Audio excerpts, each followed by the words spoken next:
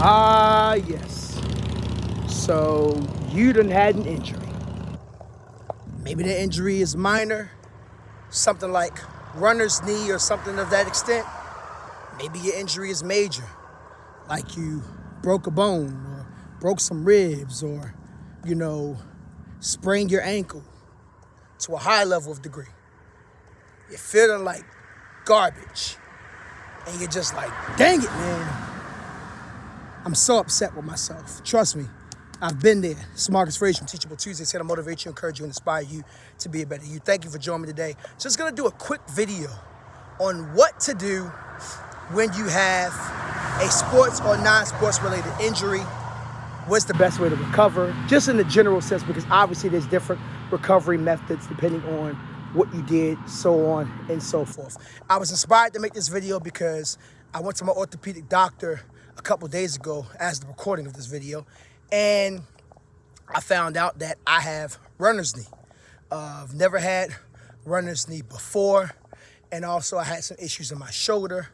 I ended up getting a shot for that. It feels a lot better, but the doctor wants me to do physical therapy for both. She recommended either at home, actual physical therapist, or choosing both. I actually chose both, and I'm gonna explain the reason why as we get into this video.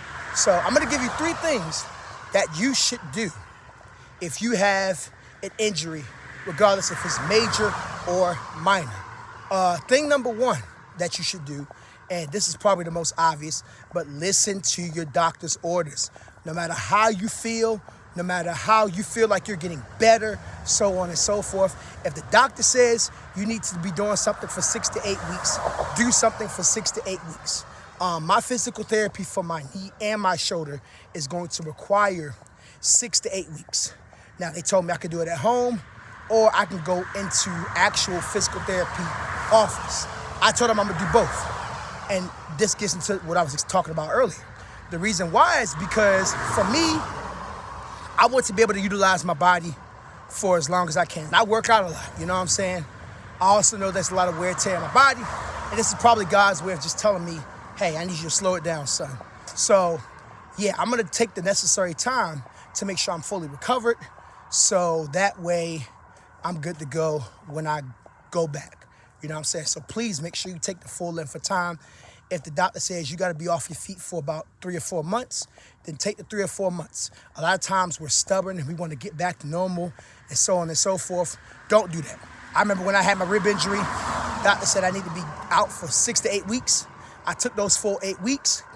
A week later after skating, the doctor said, yeah, I need you to take 6 more weeks. Did I want to take 6 more weeks? No. But I did it because I knew it was for my benefit, all right? Number 2, the second thing you should do when you suffer an injury is don't just play it off, right? If it's something minor, like maybe you hurt your wrist or something like that, give yourself a little bit of time, but if it gets worse or if it's a continuous amount of pain, go see a doctor. A lot of times we ignore the pain and we think, oh, I'll just recover on my own. It's not a big deal. And then it ends up being worse than what it really is. I've seen plenty of stories where people continue to do stuff and they didn't realize till later on, oh my gosh, it got worse. So as soon as you get an injury and you feel like it's not getting any better on its own, sometimes it could be minor things like, a low-level sprain, you may not have to go to the doctor's for that, right? But if it gets worse or it continues the same amount of pain for weeks on weeks on weeks, that's a sign that you need to go to the doctor and get yourself checked out, right? Don't delay it. Do not delay it. And thing number 3 that you should do is any medication that they give you, if they tell you to finish it, make sure you finish it. If they don't tell you to finish it, make sure you discard it once you are finished. Hold on.